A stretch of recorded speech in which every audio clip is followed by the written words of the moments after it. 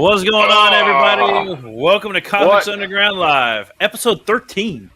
Nice. Yeah, you can keep a track of that, you know? It's a new day for comics is what I titled this one. Lucky number 13. Absolutely nothing is going to go wrong with this stream. Right? Well, it's already kind of going wrong. I'm not feeling that great today, but hey, you know what'll make me feel better is if everybody went and hit the like and subscribe button. Because I was going to start the show off with like you need to go hit that like and subscribe right now. But well, I already hit it 4 times. So I challenge anybody watching this now to beat me. Hit it once, hit the like button, hit it once, hit it twice. I mean 3 times. Well, it's been a pretty fun week so far. I've been reading up on last week. We talked about how I got the King Cryptid issues 5 through 9 or something like that, and I've been reading them, and I'm happy with them, man. I think they're pretty. It's a pretty cool book. King Cryptid's a fun. It's like there's this government stuff going on over here, and then you have all the cryptids tied to it, and then King Cryptid is the one kind of saving all the cryptids or helping people out whenever they're getting attacked from, whatever. It's a fun story. It's a really cool, from the monster's perspective kind of story. And hey, we got Ben Soto in the house. What's going on, Ben? Hey, man, you know what? I might drop the link in here if you want to jump in. Jake's having some he's having some problems tonight with, his kid's not feeling too great, so he's not going to be able to make it. He might jump in later, but Godspeed to him, man. I hope his kid starts feeling better. And I'm not sure what's going on with Grody. I have no idea. He just completely failed on us. But, yeah, and actually, I was hoping Jake would show up because part of the King Cryptid thing that I wanted to talk about, which I have yet to find, you know how we look for that secret password? Yeah. I got a few in mind, but I haven't tested them out yet. But I have not been able to find them. Like, there's no obvious password in there as far as I can tell. So, it'd be really funny if, like, it was just my username password. Like, I'm just supposed to be signing in. Like it's just part of your regular Google account? It's just it's like a sign into your account. And I didn't save my password, so I can't do it. That would be hilarious if that's the case. But I feel like, because there is a part in the story where they talk about this badge, and I forgot about this. They found this badge in one of the issues. That's why he has it in the campaign. And with that link, it's just too obvious. There's like got to be a password in there somewhere. You know what I mean? In the book somewhere. I'm going to find that password. I'm going to figure this out. That's a really cool idea. And I just hope I'm not being stupid and it's just a login. And I'm just like not remembering my Alterna Comics password. Or the joke is you're just supposed to put the word password. Oh my God. Did I even try that? Did I try that last time? I didn't try it. And I got to find that card. It's for those. No, it's right here, actually. For those who missed it last week, I was unboxing my King Cryptid issues I just got in the mail. And it came with this really cool card, which has a URL. And we were trying to figure out where the password is because it sent us to a page that required a password. It was like ominous, like it needed a password. Anyways, I haven't been able to find that password yet. You see, Ben says, I read the first issue of King Cryptid. It was good. I love Christian Rossi's art. Dude can do everything. Man, he's got a lot of good artists on this, like a lot of fun artists. I really do. I don't know how Peter Simeti does it, man. He gets some good artists, and he puts out a lot of books, and he does it cheap. Like, I don't know how he does it. Pete, whatever your secret is, man, you're killing it, dude. Like, he could be charging way more for those books, and he could get his books funded a lot faster, but he's not doing it. He's trying to keep them reasonably priced for his audience. So, like, I totally admire that. And, like, he's the one he still has to pay artists. He has to pay people. So, bro, like, kudos to you, man, for keeping it going. He's been doing Alterna Comics for over a decade, like 14 or 15 years now. You know, everybody talks about the writers and the artists and the letterers and the inkers, and you have like all these different roles and facets that these comic books have to go through in order to be the highest, level of quality. But there is not enough of a pat on the back to the project managers, the guys who have the what they call that in the oil field, the logistics of publishing a book. Kudos to the guys who can manage logistics the way Peter Simeti does. You know what? That's true. That and just the fact that you can. A lot of times it's the creators, like the writers, right? They usually don't have project managers. They have to learn how to do it themselves. That's what I'm saying. Like the writers who are a project manager, because they got to wear a lot of hats as it is. Yeah, and managing the budget, managing everything, and still being profitable and able to continue making books. Whew, I got to take some notes because I'm going to be getting into that eventually. Although I'm going to avoid having to pay artists because I am the artist. So, although I do want to, there's a couple people I have in mind for some covers. Like Vasilis Lolos, he's got this insane deal right now on Twitter. Anybody who doesn't know who Vasilis Lolos is, he worked for some big names. He's a big name. He's got Eisner Award winning. The guy's won awards. His bands go to him. I don't want to say which band because I don't remember which band exactly, but like My Chemical Romance or something. He did a lot of artwork for them. He's doing a deal on Twitter right now, $80 commissions. And these aren't just like, hey, I'll draw you my character. He'll draw anything. Whatever you want him to draw, he'll draw it. $80. And that includes work that you can publish.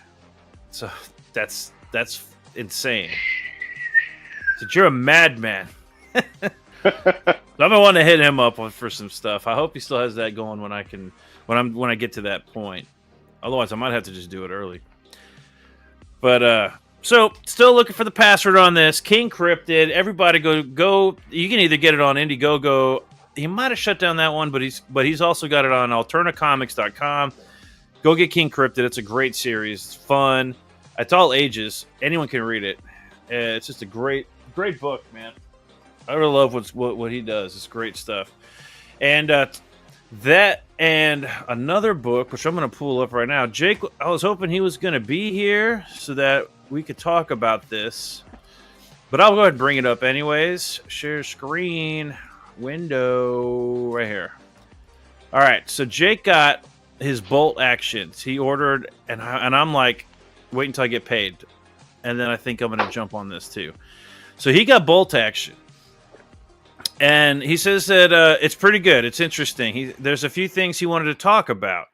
But he got them in the mail, so anyone can go, if this looks like something you want to read. I've heard from Jake. He says this is a great read, and the artwork looks amazing.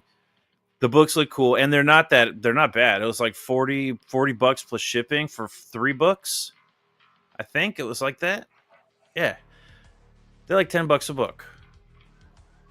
Bolt Action 3, Bolt Action 1 through 3, 35. Okay, 35 plus shipping. Yeah, so it came out to I was going to say they had a deal on that where it was like you got a good deal on the whole package.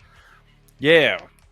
So he's got these books, and including those King Cryptids. Tomorrow night over on on Twitter he's Tail End Studios. On YouTube he's Bionic Bro. I have the link to his channel in the description. Tomorrow night we're going to be reviewing Bolt Action and King Cryptid. So that's going to be a fun one. That's going to be cool. Now, I've read the King Cryptids, but I have not read the Bolt Action. But I'm curious to see what he has to say about it, because he was like, there's a lot of not safe for work stuff in there. And I was like, oh, man, I got to get it now, because I'm all about that, right?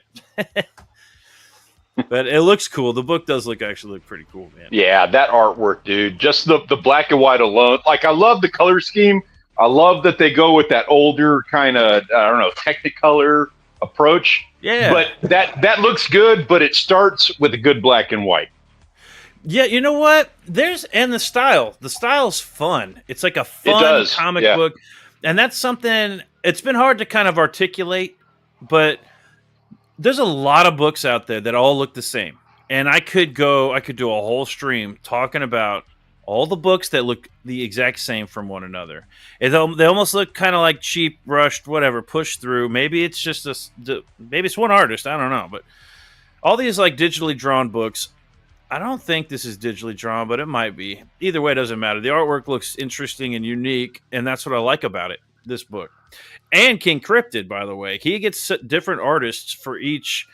There's like several stories happening in King Cryptid, and in the first run, you kind of went through each story, different artists for each story. And in the second run, which is the 5 through 9s that we just got in the mail, there's those same artists, I believe, picking up the stories where they left off the last time, right? Mm-hmm. And he's also got the next 4 or 5 issues out on Indiegogo, which you can get, and that's King Cryptid. He's also got his King Cryptid Blood Moon crossover. He's got like there's so much material coming out, and it's all very affordable, and the art looks cool. It's just like that's what I want to see when I'm looking at these indie comics. There are some big name creators out there. You got Ethan Van Sciver, Shane Davis, John Malin. You got Aaron Lopresti, Arthur Thibert or RT Bear, Billy Tucci. We've got a lot of big names out there making some amazing books. But then there's the next tier where it's like, these are the books, and I could talk about them all day too. I could go look at every single one of their campaigns. They're doing great. And they're the ones to look when you're like getting into wanting to do a crowdfunding and stuff, or you just want a safe, awesome back, like you want to go back a book and you know it's going to be good, go to those guys, definitely. But there's something about these like underground, that's why I call it comics underground, and I don't talk a whole lot about the bigger names as much, mainly because they're still indie comics. They're kind of underground, but they're the big names. Everybody knows about them. You got Dale Keown on books, you know what I mean? And doing artwork for books. So I do like looking at some of these other campaigns, and I don't know anything about the creators. I don't know any of them. Sometimes I guess we'll look at a book somebody that I know, but I like seeing books like this where the artwork stands out. It's a cool, unique idea. This is for those who haven't been like watching. Bolt Action is a grindhouse cinema style comic book where you go to read multiple stories. It's like an anthology of stories in the grindhouse cinema kind of format, and I think there's a story arc that's happening throughout the books that involve like a movie theater and tickets, which is why these the books come with these little movie theater tickets. It's just a cool thing going all around. It looks cool, man, and I like it. So tomorrow we're going to be looking at this book and King Cryptid over on Jake's YouTube channel, which is in his channel is in my description. I think it's Bionic Bro at YouTube. So that's going to be fun. And when I get it, I'm definitely going to like, I do want to read this, and I will be backing it as soon as I get paid. There's a couple of them that we've been looking at over the course of a couple of weeks. And for anybody who's watching, like, it's worth going back and checking out some of those episodes where we were looking at these, because we had a lot of fun. There were some laughs in there. But of the ones that we were looking at, this is one of the ones that kind of stands out to me as far as, I mean, for a lot of reasons, the obvious ones, but really like the artwork in there and the storytelling, it works. From what I've seen on it, it looks good. This is like in the Screams indie comics. Remember back in the day, like, I know we've all talked about this a few times, but back in the day, early 90s, you're going into Walmart, you're going into the gas station, and you're digging through all the comic books on the stand to try to find something magical. And the 90s were a different time, like that was a magical time to be trying to find comic books on the shelf and everything.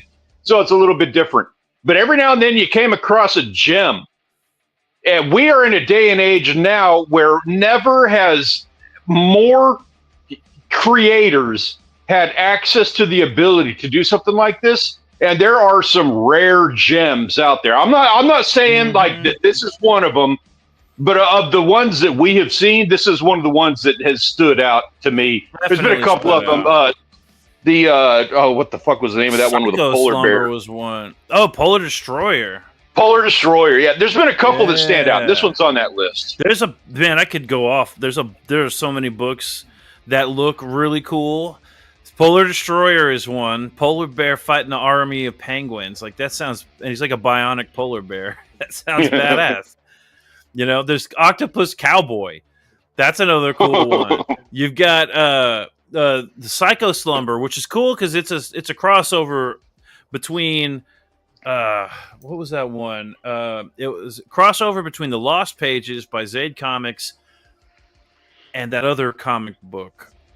I don't remember what that other comic book is called, but it was about movie monsters, like what happens to all the people who survive horror movies and like their their struggles, and it ties into some that story to the Lost Pages, which is about well, you got to go check them out. The Lost Pages is another cool book.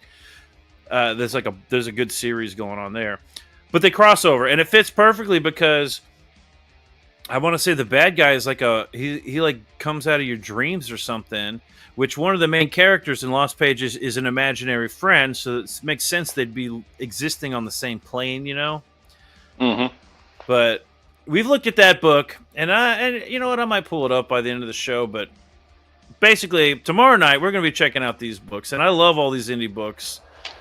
It's not like back in the day, you don't hear about like the amazing indie comics until after they already hit and were a success wherever they were. Usually those are going to be big cities over on the East Coast or Chicago or something like that, right? Where there's a lot of people that are going to discover it. But now we got the internet. Now we can discover every book and help make it. You know what? I'm going to go. I'm going to take that down. I'm going to take that down to another level of the rabbit hole. We had a discussion about, like, from an investor's standpoint, somebody who wants to like get in on the ground floor or something. We had a whole meeting at work about this the other day about like larger media companies are eating up the small guys.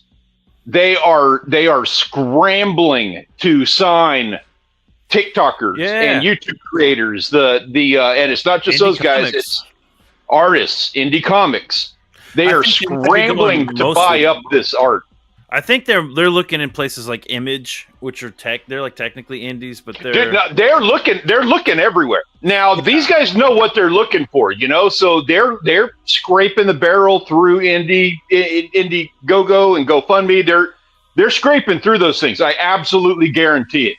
Yeah. But they are also looking for that special thing, you know, if they're wanting to like invest some money in it, obviously they want something that's a little bit more established, and if they're going to take a risk, they're going to want a sure thing.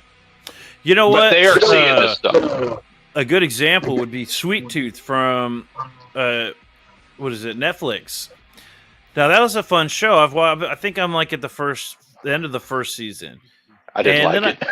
You didn't like that? Okay, I'm not saying it's not bad. It just wasn't. It's not bad. I'm not like knocking it. It just wasn't for me. It was a fun show to watch. Like me and the wife were watching it. It was fun. And Rachel likes it. And so it was like, I don't know if I would have watched it on my own, but if you're watching with the wife and kicking back for, you know, taking the afternoon off, that's a fun show to watch. It's not bad. Yep. I think it's based off of an indie comic, and I'm not sure who published it. Let me see if I can pull it up here. Sweet Tooth comic, but basically, Vertigo. So Vertigo published it. American comic, limited series, written and drawn by Canadian cartoonist Jeff Lemire, published by DC Comics, Vertigo imprint. All right, so that's. Oh, hey! Look, you decided to join us. Hey, what's going on, Jake? Oh, we're kind of getting started on this, but yeah, how's your kid doing? He's doing good. I gave him some medicine, so he knocked out. Oh, that's cool, man. I hope he feels better soon. Something about runny noses and feeling warm, so hopefully it breaks tonight. Good luck on that, definitely, man. It's like something's going around, dude. The school has been crazy. Everybody's getting sick. And I have a pretty decent immune system, so I tend to hold out longer than everyone else. But Right. man, when it hits, I'm like down for the count. I'm done because You and it me all both. I turn catches into a up little with me at bitch when I once. get sick. Yeah, and I'm like, like they're like, no, you don't understand. I have a Yeah, great yeah. immune system. This is really bad. you don't understand. Yeah, when I'm in bed and I'm done, I can't get up. It's just like, and, Kill would me. you like soup? And I'm like, yes, please. And then they hand me I the can't- soup, and I'm like, you gotta like, yeah, right. And then I'm like reaching for the soup. I'm like, Where's my fainting couch? I Yeah, can't right? make it to the fainting couch. The pillow's not soft enough. It needs to be softer. I don't think I'm gonna make it. Right. Ben says, Jeff Lemire, I'm not sure how to pronounce that, but it's a Vertigo book, he believes. He has the first 5 volumes. The book is much darker than the show. Well, that I can see kinda that. see that because the show seems like it could get way darker. But unlike Wasn't that show, wasn't Bird Box or one of those was also like a graphic novel or something, wasn't it? Bird Box or what was that? The sound one? I don't know.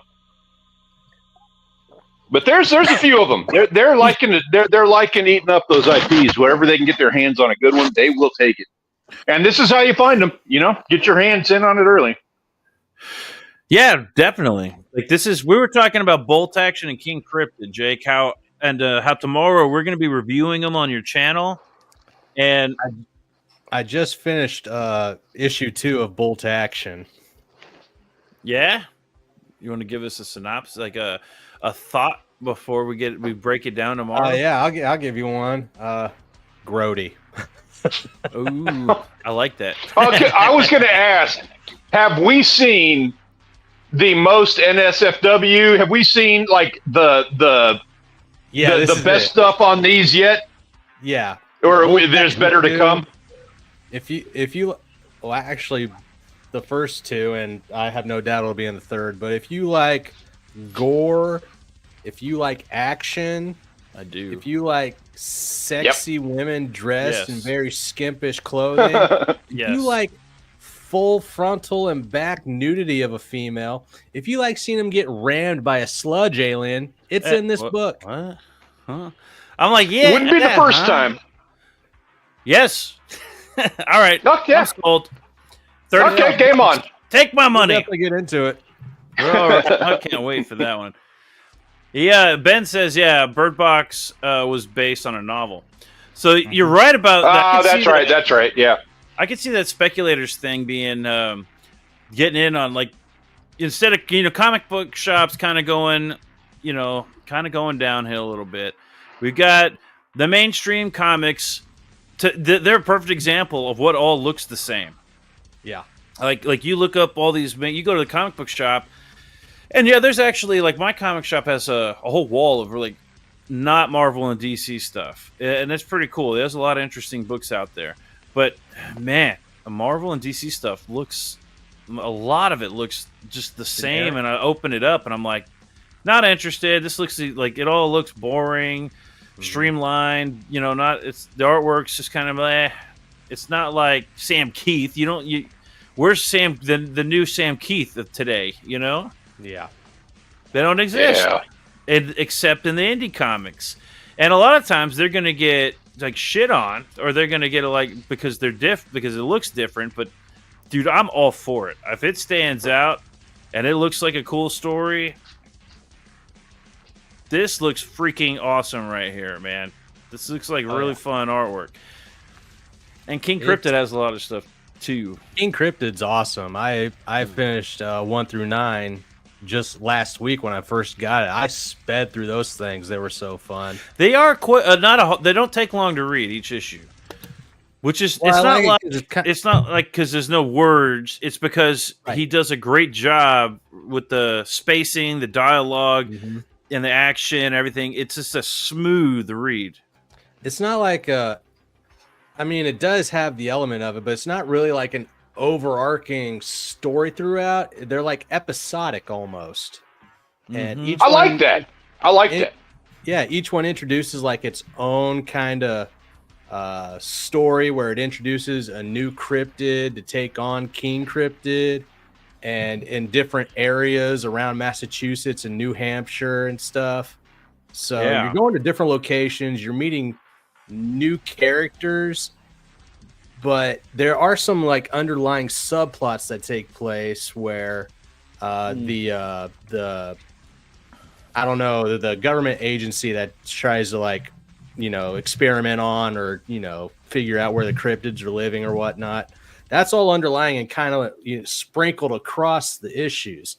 It's and they're not starting really to get more prevalent. Like it's kind of like X-Files, how every episode's different. Right. And there's different writers, and you're like, oh, okay, it's that guy. Like this is the writer. Clearly, this is the writer from that other episode. How the X-Files have different styles according to who wrote those episodes. There were the alien episodes. There were the funny episodes, which are my favorites, or the funny ones, like the werewolf kid, who like not werewolf, the vampire kid, who like Mulder like is getting passed out because he took the drugs because the vampire is not a good vampire, and so he's got to drug Mulder to like make him a victim, and the Mulder throws the sunflower seeds on the ground before he passes out. And then he's like, the vampire kid comes up with the glowing green guy and goes, the glowing green eyes, and goes, man, why'd you have to go and do that? And then he like starts picking up all the sunflower seeds. Like that is like the guy who wrote that episode, or the Mulder and Scully meet the were-lizard. Like those are funny episodes. Those are my favorite episodes. And King Crypt is similar in the way that you've got a story arc happening, but different like vibes for each issue has like a different vibe, so it's a lot of fun to read. It's like, and because the artwork's different, it works perfectly. Yeah, what Peter Simeti does is that he pulls ideas from like already long-standing mythological story or folk tales of the cryptids up in those areas, and he just expands on them and kind of makes them more human to where you can relate to them. Like King Cryptid, he has a whole backstory where he was human. Have not hit that yet in 9 issues, so that's going to be something big down the line. We're getting there. We're getting like a little taste of something. Yeah, he's creeping us along. He's holding our hand. He's like, "Hey guys, I'm taking you on this ride. Like, just get in the seat, put your hands up, and we'll go on the roller coaster." Which I'm down for. He's done a great job. But King Cryptid, and I just made this connection like this. Like when I started like reading between issues 3 and 5, I was like, I don't know if it's his stature or how he reminds me of Goliath from Gargoyle, just his personality and everything. Yeah, I didn't even think about that, but you're right. You could put that voice over King Cryptid and it works. Most definitely. That voice and like the cadence and everything of his speech, I could see that. That works. Yeah. Did you figure out what the password is yet? No. Is it Big Booty Daddy? No, because there's a specific password. Spoiler alert, it's password. Is it? It's got to be something like that, right? Well, there's a scene where she's on the computer, and it's almost exactly like she's using the past. The Victor Lugo is another character that's starting to come into the picture more prominently, and you're starting to understand. Like they're starting to have issues tie back to like earlier issues. Yeah. And that's kind of cool because they're like issue 4 is tied to issue 8, and that's what has to do with the little kids back in the past when they were on Halloween night trick or treating. Yeah. I like that story. That one's one of my favorites. Yeah. Because it ties into like who's who. Because there's like these two brothers, and one of them is like when it cuts back to the present, there's like an agent or something, and then it cuts back to the past. And one of those brothers is that agent. Right. But you don't know which one. So you got to read the book to figure out what happens at the end to see which brother it is. And it's I remember being kind of a surprise. Like it wasn't who I was expecting it to be. But, but Victor Lugo's another character coming into the picture here. And there's like a scene where she's on the computer, and I feel like the password is in that scene. Do you know the one I'm talking about? The one with the snow monster. I know exactly what you mean. It's the snow monster issue. It's because she's at the thing and she's figuring out what's going on with the government agency, and she's not for it at all. They And referenced she's, this like, card. trying to break the code or get information and get it out to other sources that can, unveil what they're doing and get in the public eye. And then her boss comes in and shit happens. I don't want to spoil it, but yeah, somewhere in that scene, it has to be it. I just don't know what it is. Right? If it's password, I'm gonna lose it. Well, all right. Peter's like explained what the QR code's for in his streams. He's had to have mentioned it. I'm sure he's mentioned it, but I don't watch his streams regularly. He does the comic book radio all the time, which usually I feel like I'm always either at work or something, and I never get caught up on that. Yeah, he does it like midday, and who the fuck has time for midday? Yeah, I'm always at work or something every time. What's the over/under on getting him on here so that we can razz him about it? I bet he'd jump on. He jumped on Jake's. Should definitely be able to get him on. He was humble enough to come on our show and grace us with his presence. He's a great guy. All you have to do is just give him the mic and he'll take over. He doesn't. Yeah. I want to rake him over the coals, and I want to figure out we need to put the old the test on and put the fire to his toes and figure out what that password is. Definitely. Good luck. He'll give you an hour speech, and then he'll come back. He will bring it back around because he's really good at that. And then he will have explained everything that you will ever need to know to figure it out. And then you will have no idea that he did that. I don't know. It's weird. Talking to Pete is he'll go off, man. He'll go off and explain the intricacies of every little thing you're talking about and how it ties together. But you're just kind of if you're not following real carefully, it's easy to go yeah, man. He has a very monotone manner. He has that ASMR voice. One that you just I like that. Yeah. It's I love listening to him talk because it's very insightful, the things he says. It's soothing. I want him to read a novel to me, and I can go to bed too. Yeah, right. Just ask him about his books. And it's brilliant. It's amazing what he's saying. Yeah. But if you're not 100% in the zone, it is really easy to drift off, and you have got to be engaged on your own accord, or you're out. Yeah, and there's not much room to interject and ask questions, or you know what I mean. Nope. But that's what's great about him. He's good at what he's used to doing this 4 or 5 hours a day on his own channel. So I'm not sure he knows how to chat with anybody. But I actually tried to turn him on to the Y-Files channel because they cover a lot of the crap that he likes. He has to know about the Y-Files. Dude, when I asked him about it on our channel, he was like, "No, I haven't heard it." I'm like, "Oh." When he said that, I thought he was being a smart ass. There's no way he hasn't heard of the Y-Files. Come on, man. Yeah, there's no way. I do have some interesting updates going on here. Moving on. For everybody, go over to Bionic Bro's channel. Tomorrow, we're going to be talking about King Cryptid even more extensively than this. We're going to be talking about bolt action. It's going to be fun. It's going to be great. And if you want, the link's in the description. Go check it out. And right now, we've got an update. Ciao. On Ride and Die. Ooh. Cody Dennison, also known as Camelot 331, is that right? On YouTube? Okay, yeah. Camelot on YouTube, his book is now closing out. I believe he's closing it out tonight or tomorrow. Probably tomorrow, I think. So before it's over, I wanted to make sure to update everybody. He is completely funded by 10,703% funded.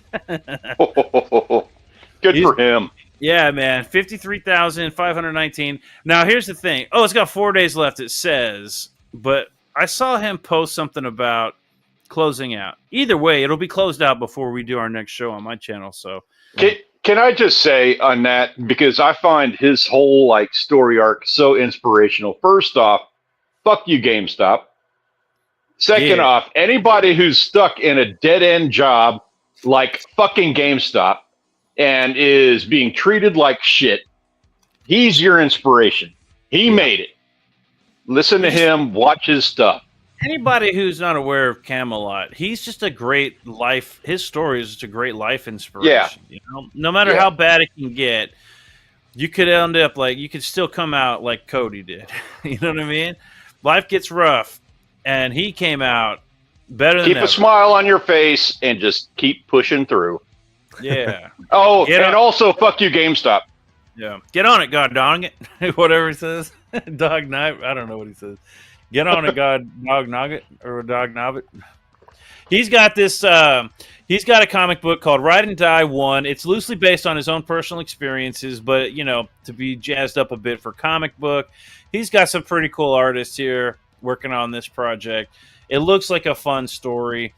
It's I don't remember how many pages right now. Looking at stretch goals, we're looking at hero cards, which I like that he calls them hero cards. I don't remember how many pages it was, but I remember going like, "Oh, that's pretty good. That's pretty good." Because his price tag is what, $30? $30? $30? Yeah. He's got a cool T-shirt too. $30 for this book. Yeah, and I remember thinking that's fair. That's like a fair sized book for what you're, for what you're paying.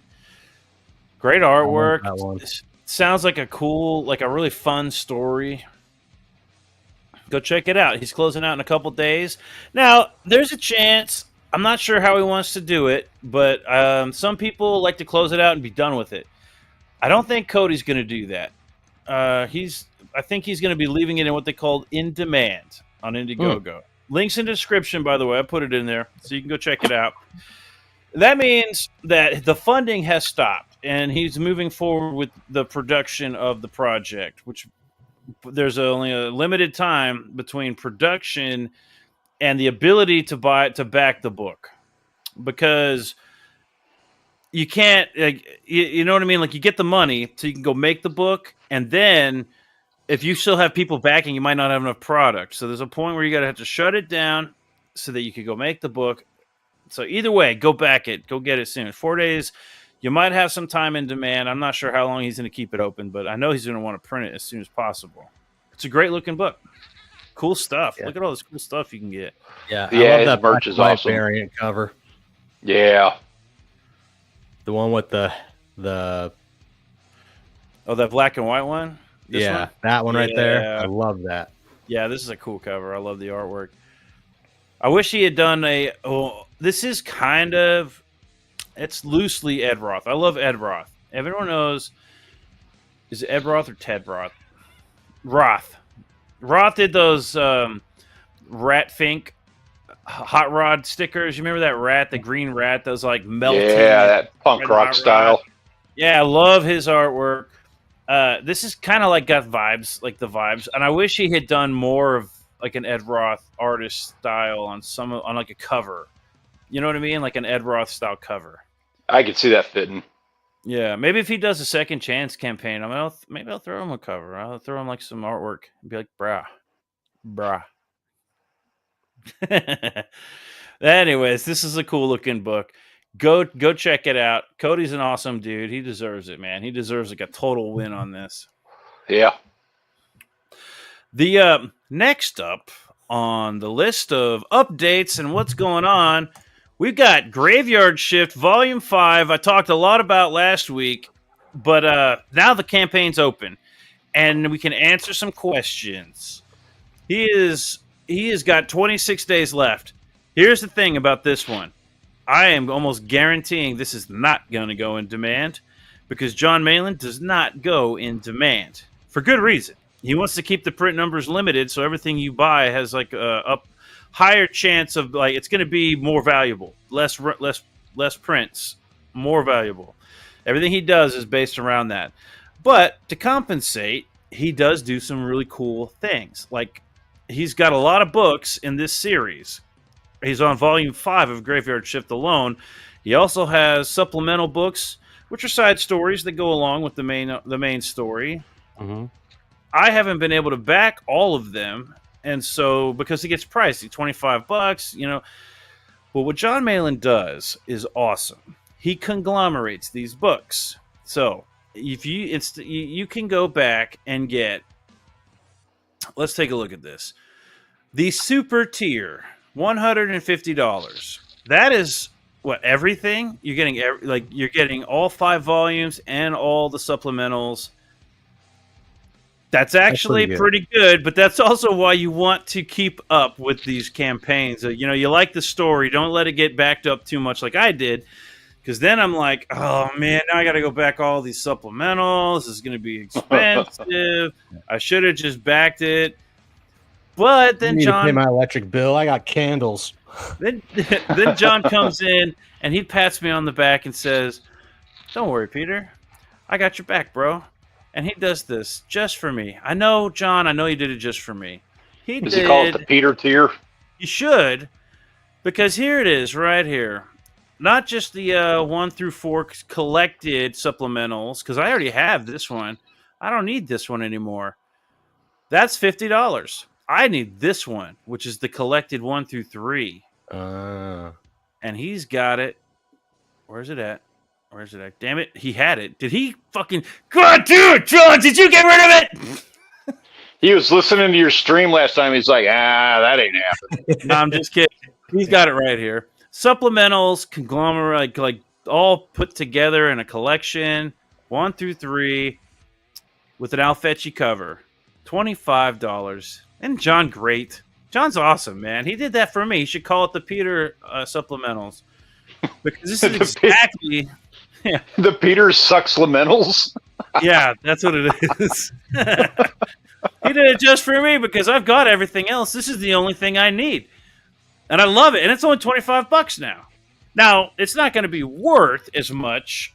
It's not going to be worth as much. These still go for a pretty penny as soon as this campaign closes. Trust me. It is hard to get. Even these collected books are hard to get after the fact. But because I don't have supplemental 1, supplemental 2, supplemental 3, those go for like $40 each, $50 each. Take it from the guy who had a tier named after him. There's a reason there's Peter Supplementals. Yeah, Supplementals volume collected 1 through 3 because the lazy ass. That's because I couldn't afford them all at once. And I didn't even get into Graveyard Shift until volume 3. And so I had to catch up on volumes 1 and 2. Thank God he did the same thing with volumes 1 and 2. Then I find out about these supplementals. I'm like, I need more. And now he's got them in the collecting 1 through 3. Is this the first volume 5 campaign? Because it says variants in bold letters up at top. This is the second chance. He's calling it the variant campaign for variant covers, which is a nicer, classier way of saying second chance campaign. But it's a second chance campaign. A last chance campaign for the Graveyard Shift 5, which looks cool. Graveyard Shift is an awesome book. By the way, anyone who doesn't know, it's like Universal Monsters meets the X-Men. You've got your Dracula, you've got your Frankenstein, but it's like a cool modern comic book take on those characters, those ideas. And you got Bride of Frankenstein, that kind of stuff going on. And you're making it, he's got a team, they fight, Cthulhu or whatever. They fight all these awesome bad guys. It's a fun book to read. I thoroughly enjoyed it. So I go check it out, man. It's a cool looking book. Hell yeah. And the supplemental Omega Storm, this one right here on the right, $25 for over 150 pages. That is a steal. $25. And I love that cover too, by the way. That is a cool story. And you really get your money's worth when it comes to these Graveyard Shift books. If you want to catch up on everything, he's got the super tier, 150. If you want to catch up on just the stories, he's got Graveyard Shift volume 1 through 4 for $50. You can get the supplementals 1 through 4 all the way through. You can get volume 5, the source book. Now I got to get the source books too. Yeah, you got to collect them all. You got to get them all, man. And he's got cool trading cards too. I think come with all the campaigns. But I don't think you're going to get every trading card. You're going to get this campaign's trading card. If it has it. Last one had it. Looks like you do get one. Anyways, the source book right here is the trading card artwork, by the way. So, cool stuff, man. I love it. Graveyard Shift, Volume 5. Go check it out. Links in the description. Get those variant covers. I was right. I knew he was going to do that.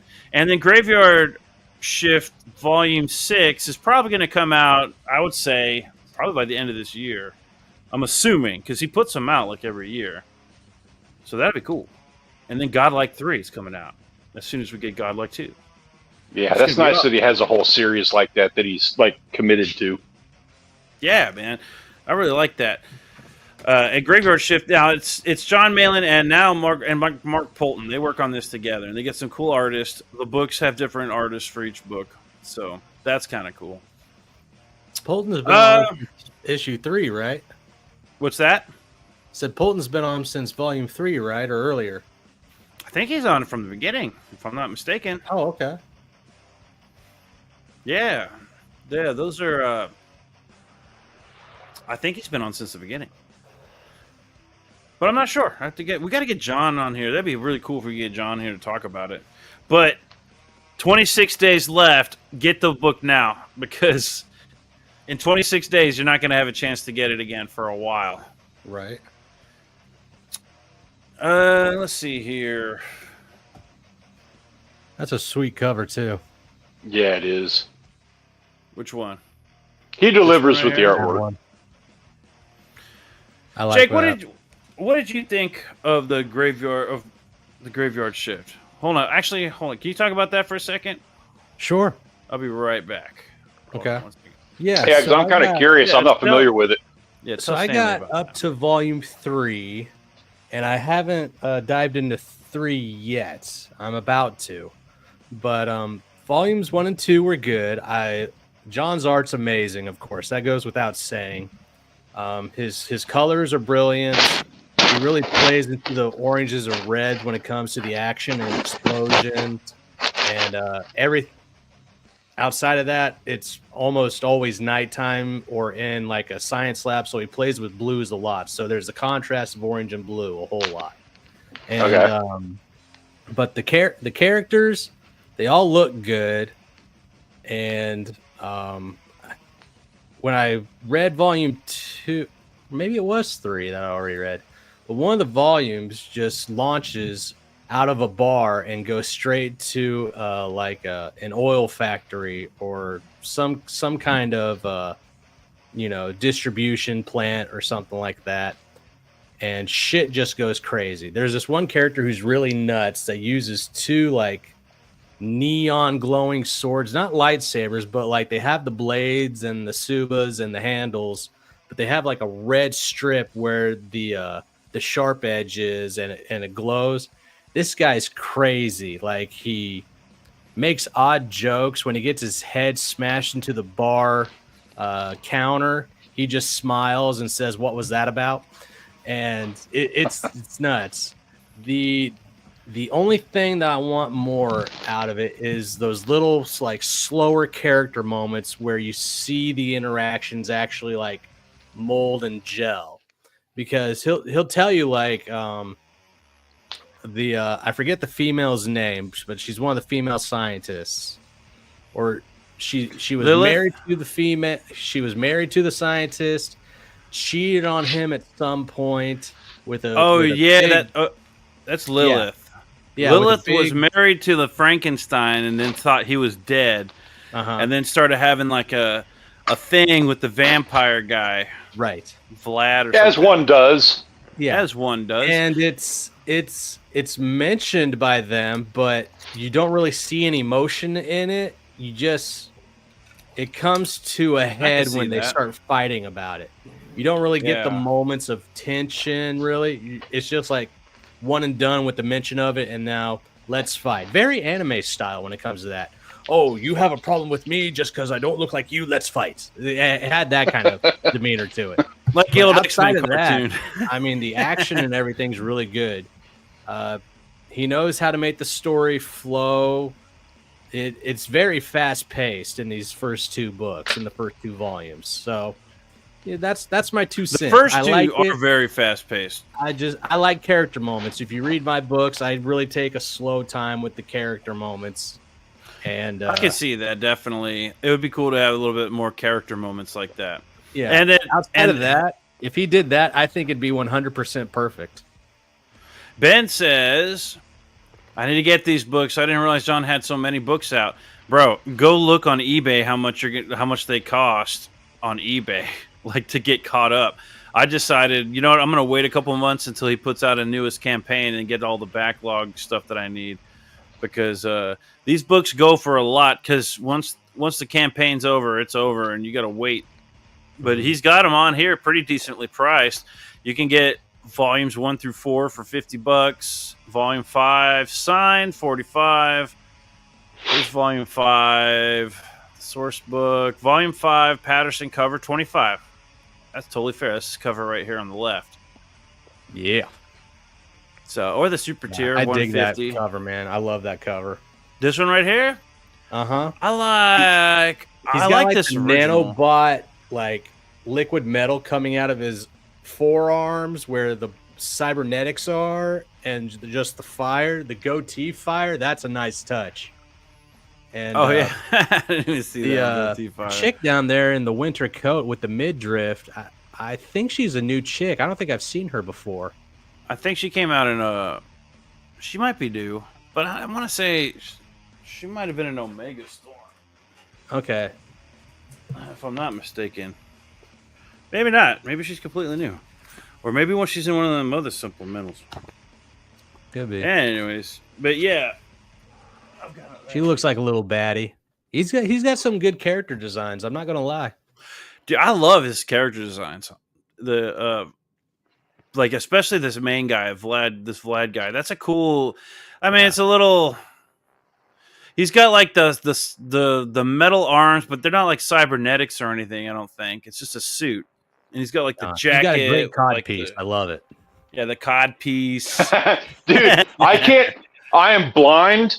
And I'm on my phone, and so it's StreamYard, so like literally like the screen is this big, and Vlad is like this big on the screen, like he's literally like less than the size of a dime, but I can see that cod piece from here.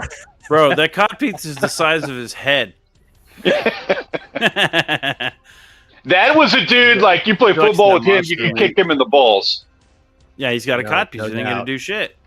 Mm-hmm. Right. Now, I had some new campaigns to look at, too, and now I might need some help. This is like figuring this one out, because it looked interesting. It's by Liam Gray, Total Conquest Annual 2024 Limited Run. Wait. Hold on. Scroll up. Oh, I thought that said Conquest in the tick. I was like, there's no way he typoed that. I read it. That's my eyes. I can see Vlad's cod piece better than I could see that Q. See, That's the only funny. thing that was a mistake for this one is that he didn't put White Stripes' song Conquest on here in the background. If he did that, he would have had way more on this one. I'm like, okay, so it says it right here. 2 stories, 1 universe. All right, well, 2 stories. I like that. This is where it gets a little confusing to me. Okay. This isn't just a comic. It's a revolution. It's because I'm saying it because he's Australian. It's Liam Gray. This isn't just a comic. It's a revolution. And you're in the driver's seat. With Total Conquest, you're not just backing a project. You're shaping the future of Conquest Comics. 2 epic stories, right? 2 iconic covers, yeah? 1 big decision. Which side will you choose? All right. Jesus Christ, you sound like you're a fucking drunk Brit in New Zealand. Oh, maybe. I'll give you shit. Keep with the accent. Like it was a little off, but all right. I'll keep working on my Aussie accent. I liked it from a New Zealand. I want to hear it from a New Zealand. Like the New Zealand accent works well with this. Yeah. Well, and that's what it is. He's from New Zealand, but he's actually from Australia. Yeah. So we got 2 books here. Now, this is kind of interesting. is this a battle royale to see which book wins out? You know what I mean? Like, is he? If you're on, because it says, two. What was it at? What, you're shaping the future. Conquest comics. 2 epic stories. 2 iconic covers. 1 big decision. You're not just backing a project. You're shaping the future. All right. So, is he basically just trying to test the waters of the audience to see which direction he should go? That's what it sounds like. But do these books like that? Wouldn't it be cool if one book was from the perspective of Team A and one was from was the same battle but perspective of Team B? Yeah, You know what I mean? Wouldn't that be That'd be kind of great. cool if there was a Dude, book like you that? fucked up. You messed up, because if that's not what's going on, that's one of those like things that you just kind of keep to yourself and add to your own library. Right? The same book, but the same story, but different perspective. So the one issue I have right out the gate with these 2 covers is side B. You chose the title Kakashi, and there is one very famous character from the Naruto series named Kakashi.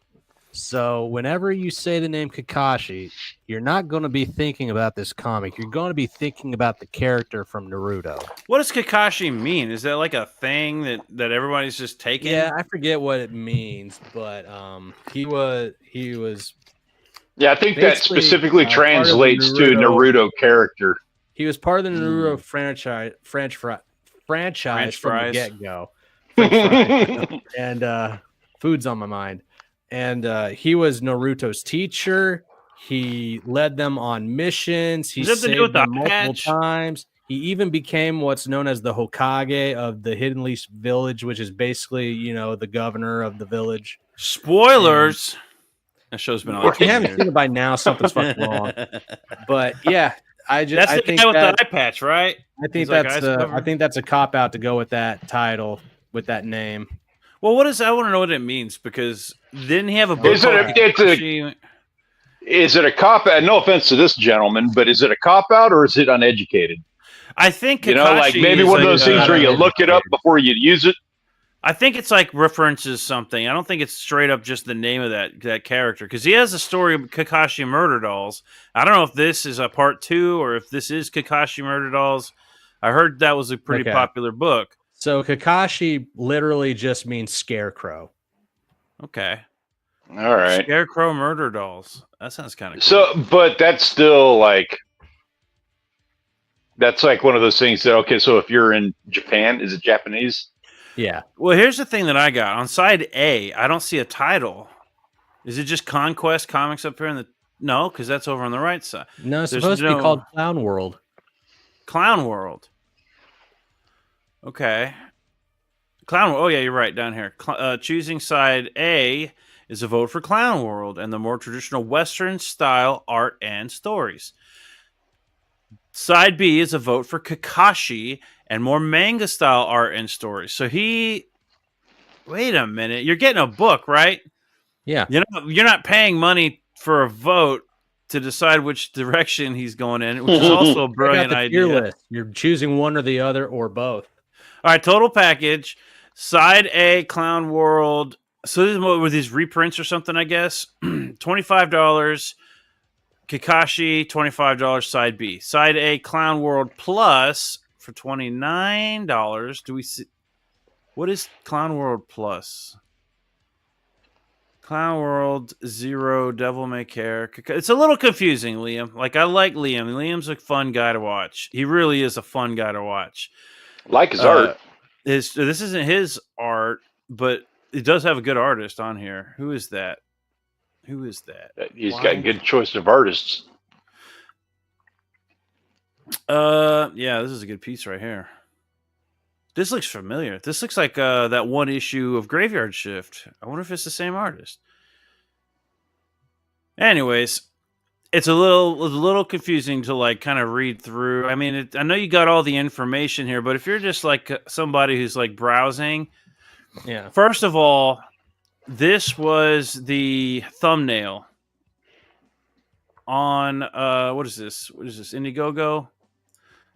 Watch this. because it shows up pretty great. You gotta be careful whenever Peter clicks on Google like that. You never know what's gonna pop up. Y'all don't have to. I do, and that's all. The benefits all yours. I have a family. The benefits all the viewers if I screw up, because like that one episode, 2 episodes ago, I screwed up, and it was to the benefit of every man who was watching. 2 benefits. Where is it? What the hell? Where did it go? I wanted to kind of find it because his thumb. Did I pass it? Well, am I completely wrong here? I could have sworn his thumbnail was that. Oh, here it is right here. Okay. Never mind. I was wrong. This is the thumbnail right here on the right for Total Conquest. That's a really dark thumbnail. It's a dark thumbnail, and that's the thing I wanted to talk about, was the thumbnail didn't strike me. I saw Total Conquest, and I was like, oh, that's Liam's book, isn't it? But if I'm just scrolling through, here's what I'm seeing. Ride and Die in Flames right here. That looks cool.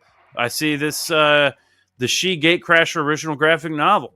It's got Popeye. It's got a bunch of fun characters. That looks cool. It's got chick in a red dress, dead center with a mute background. Yeah. Duh. We got Graveyard Shift, which is like, it might catch your eye. I think there could be a better image. To be honest, I think this thumbnail could use a better image for the. You could have just used the logo from Graveyard Shift, and you would have known. Oh, just the Graveyard Shift logo would have been pretty good. Yeah. And then these are so small. You were specifically looking for that one, and you passed by it like twice before you saw it.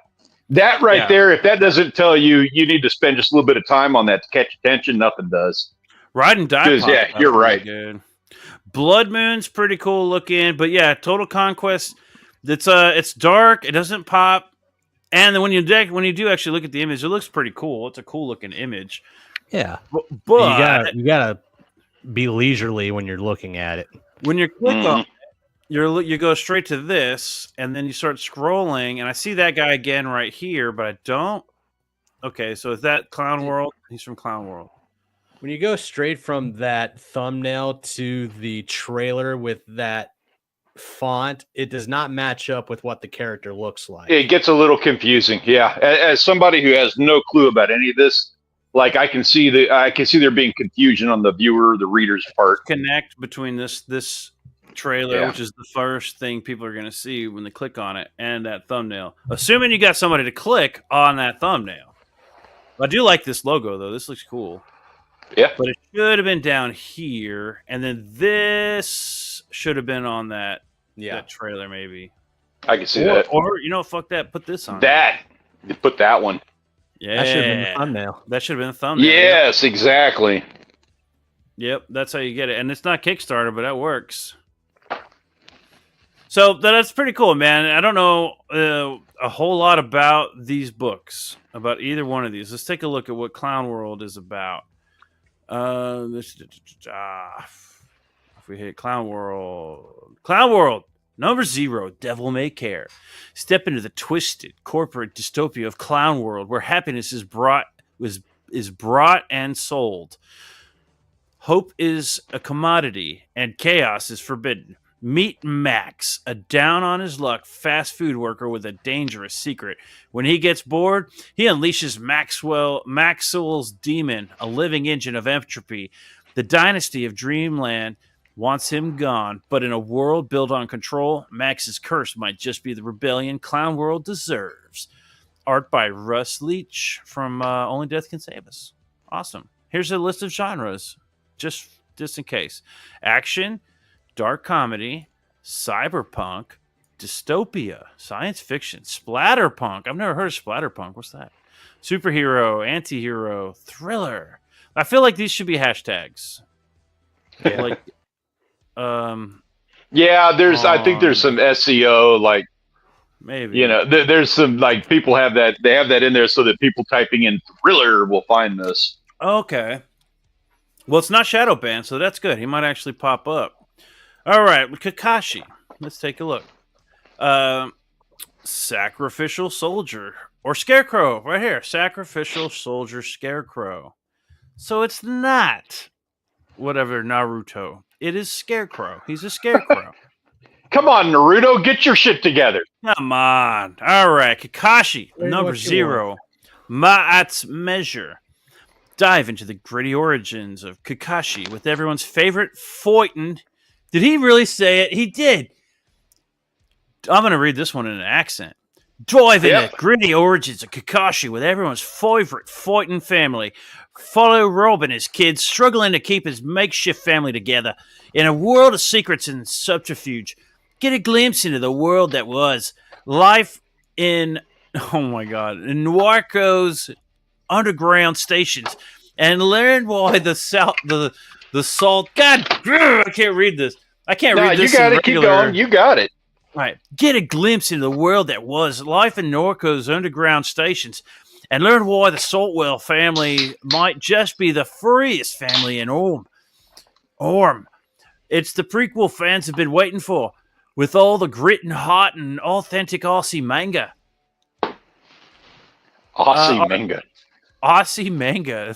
I like that. Art by An Liang, sort of Seifu. Genre includes action, desert punk, dystopia, kaiju, military, post-apocalyptic, science fiction, satire, survival. All right, so those are your... He could have cleaned up the genres. Yeah, that is a metadata dump. It's a metadata, yeah, I can see that. Put it at the end. So I know words. Oh, I know words.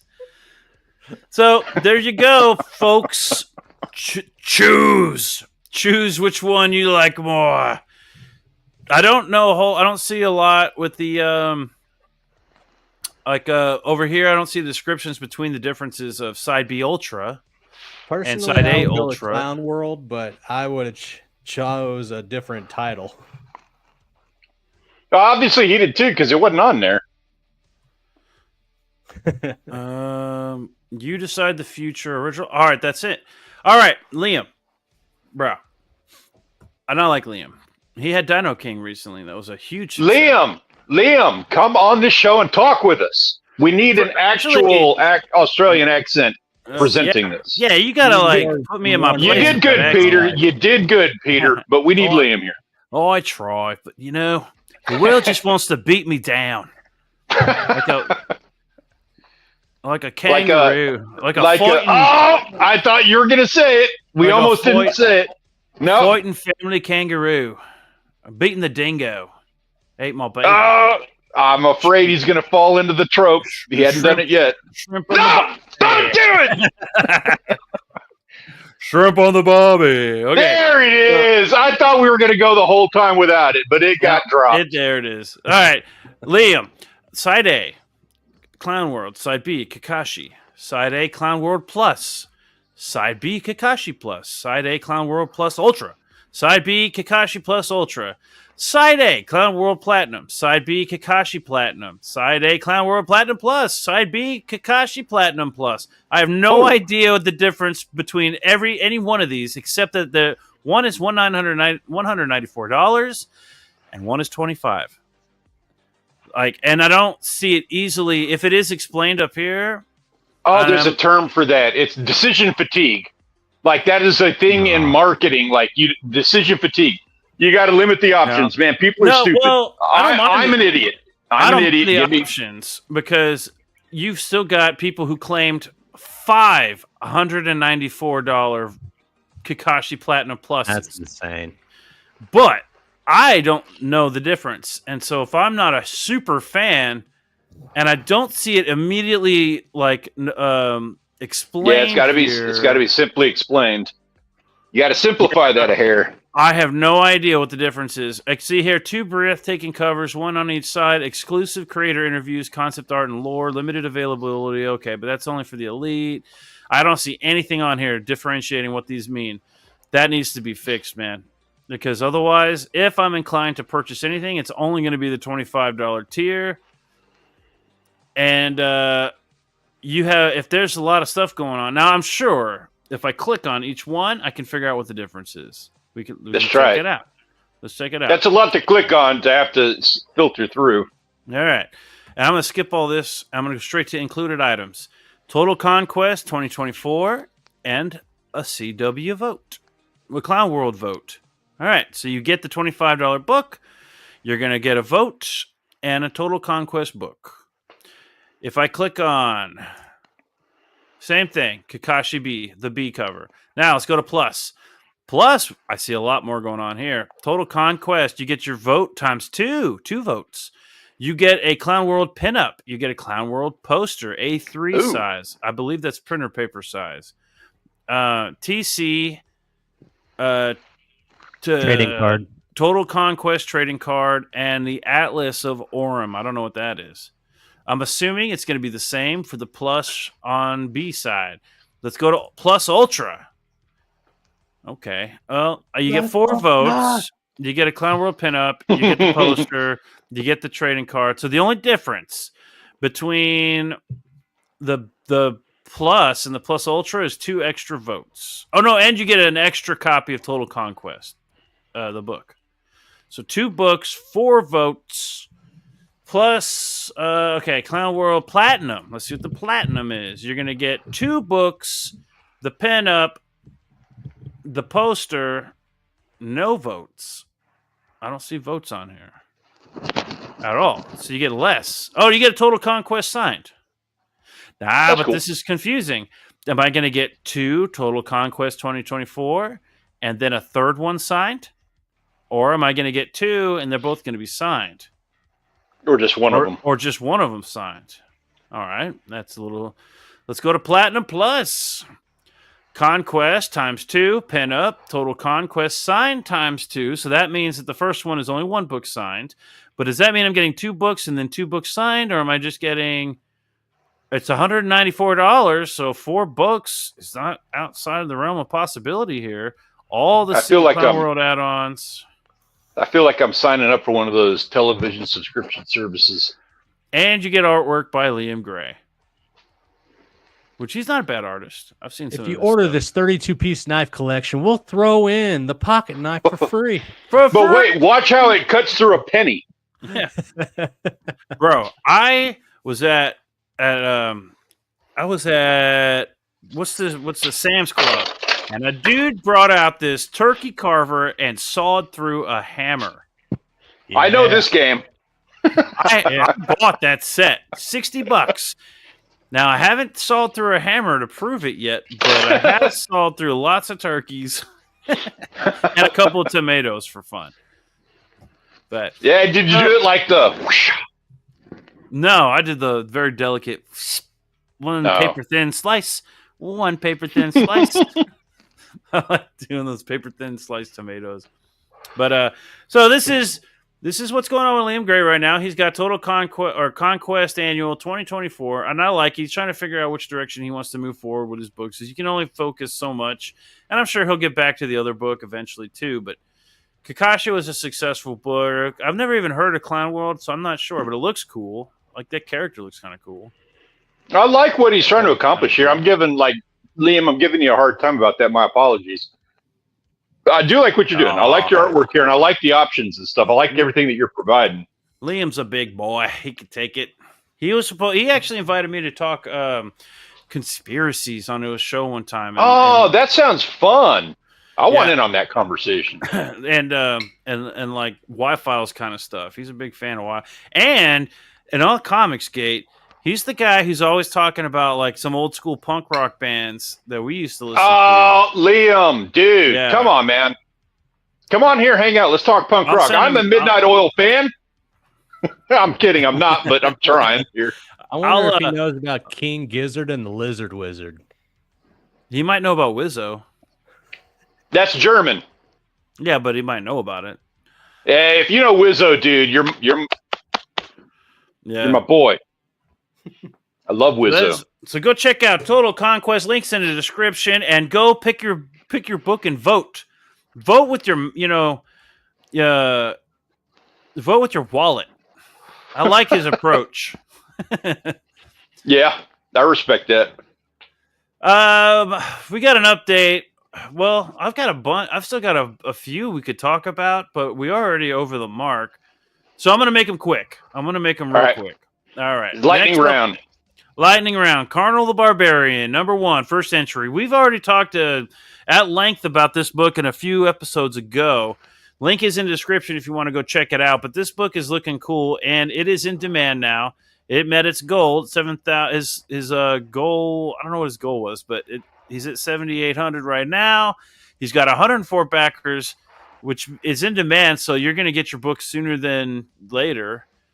And It's a lot of pink for a Barbarian book. Well, he does a lot like that. A lot of his stuff is colored like that. I don't dislike it, and I like the fact that this is kind of a pervy book. All right, it's Carnal. He's got a jug in each hand. What do you expect? Okay, okay.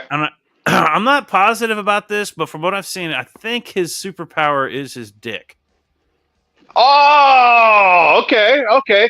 Speaking as somebody who has a very similar superpower, I respect. I think that's his power. I thought people wrote what they knew.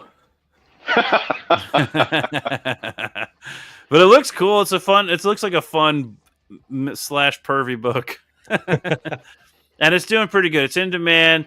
It looks like trading cards are coming out. So yeah, we got stretch rings and dildos. Oh my god, it is. And there's a really cool cover by Irene Strakowski. Look at this one right here. We looked at this one before. It's like Look at Irene keeping it classy. She does keep it classy and pervy at the same time. That's a fine line to walk. Well done. Yeah. Great artists. Both of them are great artists. And I will say they do a show together with some other guys. They're called... Jake, what are they called? It's called the Creative Pack or something. The Creative Cloud or Creative Crew or something. Creative something or other. Yeah, that's Hyper Wizard, by the way. That's Irene Strakowski.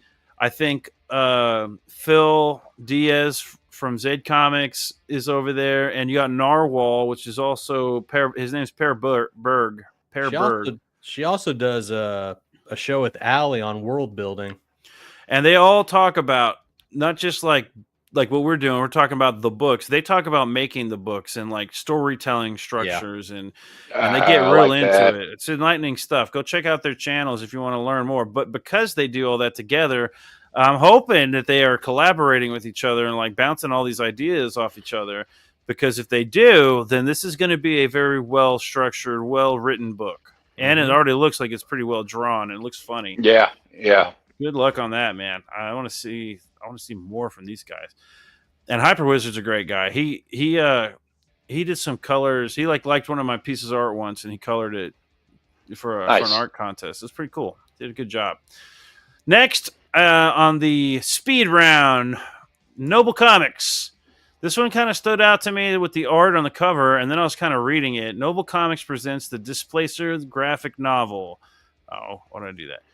It is also in demand. He's got 33 backers right now. So It's going to be a limited print run. This looks kind of cool.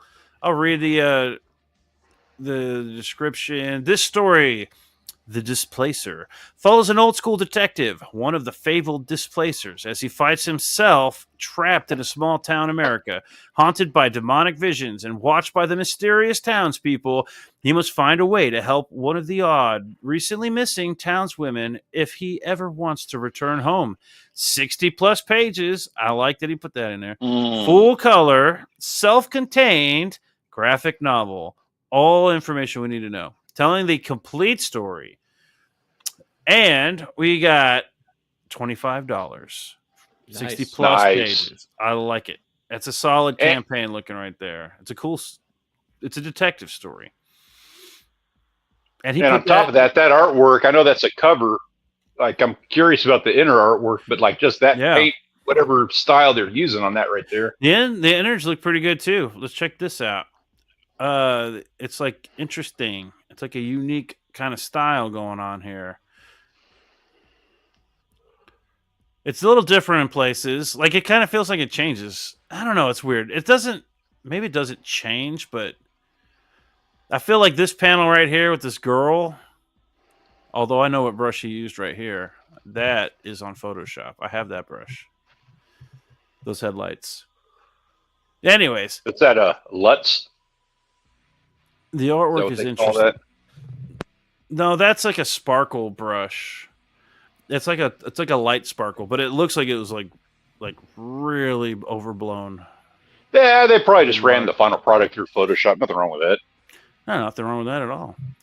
The artwork's interesting. It looks cool. It's a detective story, and I like detective stories. All right, so Yeah, it's got a little bit of a new school noir thing to it. Yeah. Does that come with a badge? Can you get a badge? That's cool. Oh, I like that is kind of rad. That's a fun thing. So it's a cool looking book. It's fun, and you get a badge if you get the total fan pack, and it's only $25. Here we go. Book and badge, $30. That's fair. That's solid. Not a whole lot of options. You can get the super duper pack. You can get the book, or you can get the book and badge. I like it. Let's keep it simple. Looks pretty cool. And this was like an interesting page too that stood out, like amongst the other ones. I got to this page and was like, what is going on here? Is that even the same story? This is like Max Payne. Self-contained story. Yeah, Max Payne, right? So that's that one. I wanted to bring it up because it caught my eye and it looked kind of interesting. And I read up on it for a little bit and I wanted to kind of dive into it a little bit more. Noble Comics, links in the description. Go check it out. And next up, Beerimus. This one was like straight up. I saw Beerimus and was like, I have to look at this book. Beerimus Brew #1, the beer-powered superhero. There's one problem. It's me. I think it was written by a girl. I don't care. And that I do. Because women don't drink beer like men do, and that takes it from. But you know what? I could be completely wrong. You're not. Let's see. But okay, let's check it out. Zelpha Comics is proud to introduce the newest superhero sensation. A former lumberjack from Nova Scotia discovers a secret beer recipe from his missing father.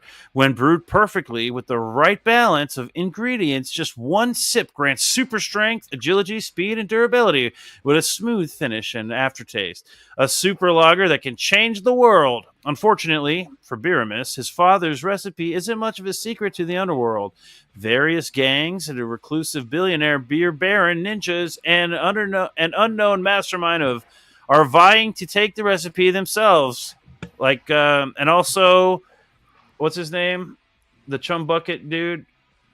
Plankton? Oh, yeah. And Plankton is among them. The soft-spoken lumberjack turned brewmaster must protect the recipe and his new abilities to help those in need during his journeys. He must also figure out what happened to his father and how his dad created such a powerful, weaponized lager. This is the new exciting world of Beerimus Brew. All right, Beerimus would have been great. Beerimus Brew... I don't know. Strange name. I like that it's a lager. If it was an IPA, I'd be out. Like, I like the concept, super powered beer guy. But Beerimus works. Beerimus Brew is kind of like, that's a weird one. But issue 1, here we go. This comic is created and written by, okay, maybe this is where I'm wrong. Luanga Nuwami, creator of Paper, Rock, Scissors, and Stuff Wars. The Adventures of Little Pedalian and Dolph Lowe, serial worth killing for, and drawn by Nguyen Dang. All right. So names are not his forte. It could be that his wife's account or something, or is like in charge of the yeah. Like maybe it might, or some girl. All right, maybe it was written by a dude, which that gives it, already moving back up. The artwork's kind of cartoony. Yeah. Yeah. It'd be kind of cool premise. to see something. Yeah. Looks like it could be fun. Oh, there's a lot going on that page. This is a lot. It could be fun, but yeah. Okay, this page looks a little odd. Like, I'd probably get pretty confused. You know what it looks like? It looks like a page template was used to draw, like they had a pre-made page template. Like I've they just filled in the blanks. Yeah, I've like printed these out for kids at the school to like fill in, to tell stories. Something if it looks like something like that. And if they've been making books for a while, well, I don't know. 24 page. Oh, here we go. 24 page Beerimus Brew, first issue, $15. That's where I got a problem. $15 for a floppy means you're paying twice as much as any Marvel, DC. You know, you could go get Power Rangers. You could go get anything for $7, $8, $10 tops for a floppy. And what do you bring? Comic book stores. What do you bring to the table? What are you doing? What do they bring into the table? And this is the $15. You can get the $3 PDF. $10 Beerimus Brew number 1. Okay, so it's on sale for $10 plus shipping. Don't forget you're charging people shipping for that. But Beerimus Brew decal $7. Brew number 1, the Hue variant for $14. So that's what it is. It's a different cover for $15. Is that this one? This cover? I'm not sure. A $20. No. $20 variant cover. Conor McGregor Beerimus Brew variant cover. What does that mean? Did Conor McGregor draw it? Doubt it. It's a Canadian artist, Conor McGregor, not McGregor that we all know. Conor is known for his vibrant detail and colorful art style. I wonder if that Jim Lee book that we were looking at, remember that? Had Jim Lee. I wonder if that was just like some rando Jim Lee from Probably. From some I would do that. I I would so go in the phone book and just look up Jim Lee in Beeville, Texas, and be like, dude, I need a Stickman figure picture. Don't even worry about what it's for. And that would be my cover. All right. I think this book is a little bit pricey for what it looks like you're going to get. So cool. It could be a cool idea, but drinking card game. Okay. Plus 8-page Ash Can comic for $30.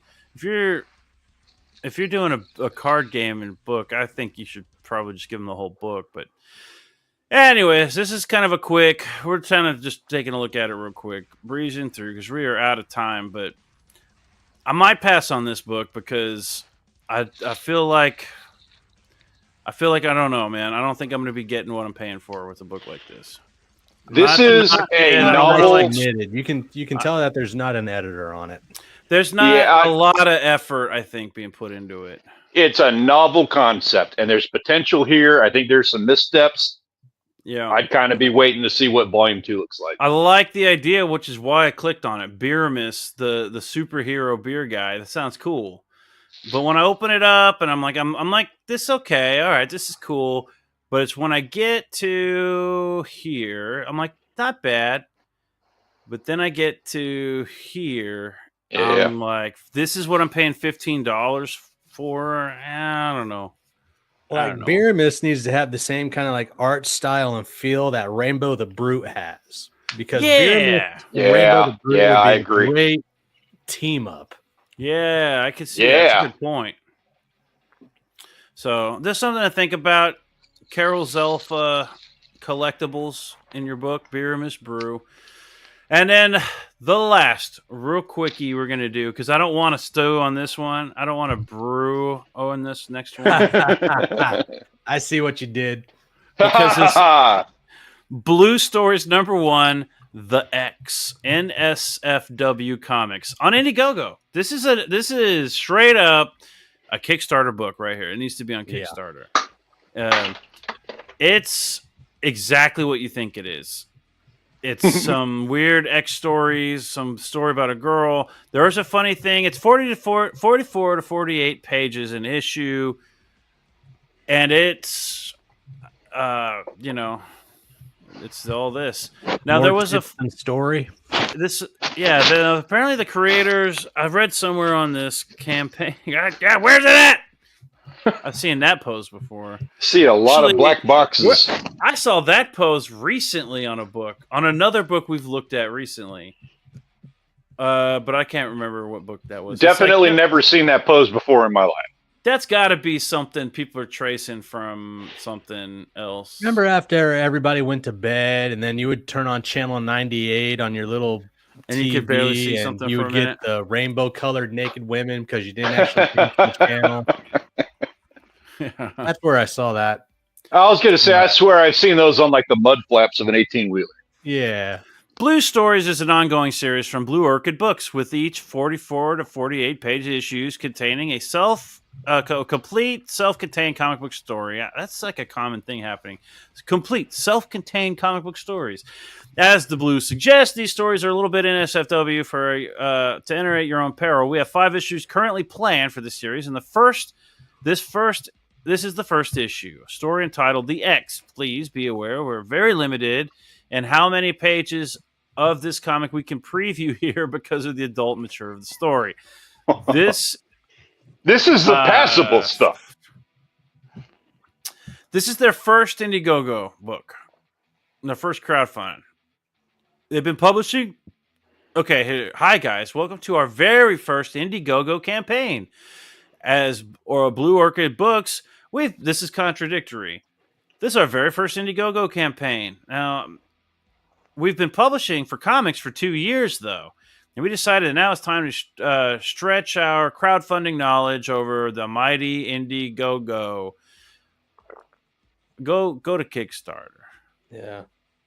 Like, the artwork is about what you would need for a book like this. See, the tagline for this one should have been, how many pages does it take to get to the naked lady? This is $1,309 already with 40 backers. Now, yep.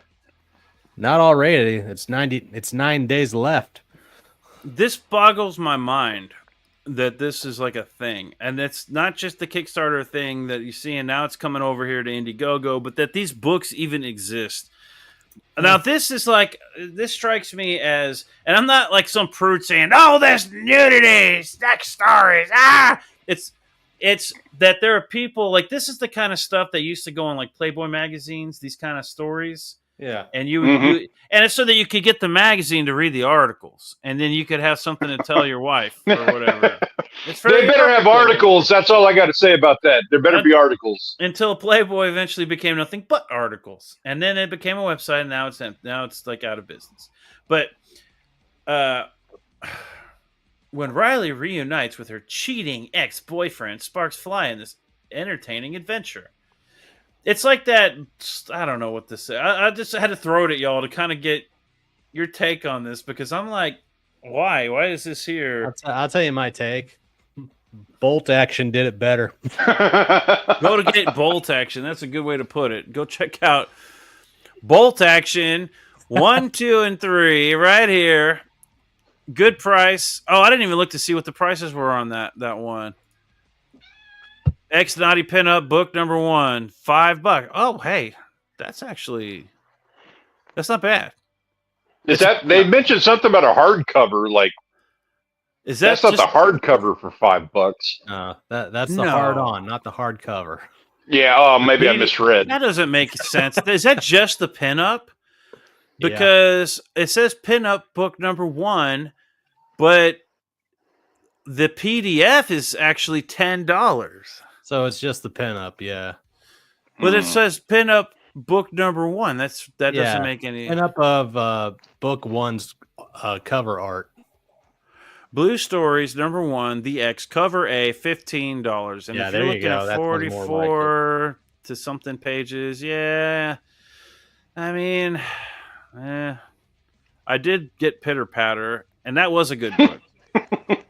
I don't know about this one though, but good luck to y'all, Blue Orchid Books. I feel like you could get a better from Bolt Action 1, 2, and 3 right over here, funding about the same actually. Actually, is Blues 13, Bolt Action is 11, so it's pretty close. Bolt Action, let's get those numbers up, guys. Come on, we gotta get those numbers up. We gotta go. That's gonna be the thing. We gotta beat Blue Stories. Where's the pinup cover? We gotta send them back to Kickstarter. I'll tell you what, I'm not one for smut books, but just because of how they laid it out and because of the art in the book, this is one to bag just to see what they were doing. Yeah, I can sign off on that. I couldn't find enough to fit this whole genre, but the premise of the episode originally was going to be, guess why they're selling? And then I was going to do Carnal, and guess why that book's selling? And then guess why Bolt Action is selling? Guess why it's making money, or guess who's buying it? Guess who's buying it would have been a better way to put it. But I couldn't find a whole lot of books, so I thought I'd just throw it out there and have some fun with it. But I don't know. What do you guys think? What book totally stands do out? another episode exactly like that, and then just go to Kickstarter. Now that I've said, like, why are people buying this? Bancroft, Alley, even Ethan Van Sciver has been, moving in our area here. Yep. They're moving in. I can feel the walls collapsing, and just watch. Someone's going to say, hey, check out my new show. It's all about who's buying this crap. Now, that's like, why are they buying it? It's like, as soon as you do an open mic night, other people are doing it too. It's crazy. Maybe we should make it a game show. Guess why they're buying it, or who's buying it, or whatever. And then we'll get the title. What's going to get copied next? Yeah, what's going to get copied next? And then you got to guess why you think somebody, like if you just heard the word Bolt Action, then you got to guess what it's about and why someone might buy it. And then we get into the action. Doesn't that sound like a fun game show? I'm in. We could try that maybe next deep. time. In deep. Yeah, I'm Bolt here. Action. Let's go. Issues 1 through 3. Anyways, thanks everybody for checking us out. Make sure to go over and like and subscribe, and check out Stanley's channel over here. Hey. And then we got Jake's channel, Bionic Bro. Links are in the description. You can't miss it. And you know what? I think that's it for tonight. And I will catch y'all next time. Now get out! And I'll tell you when I want you back!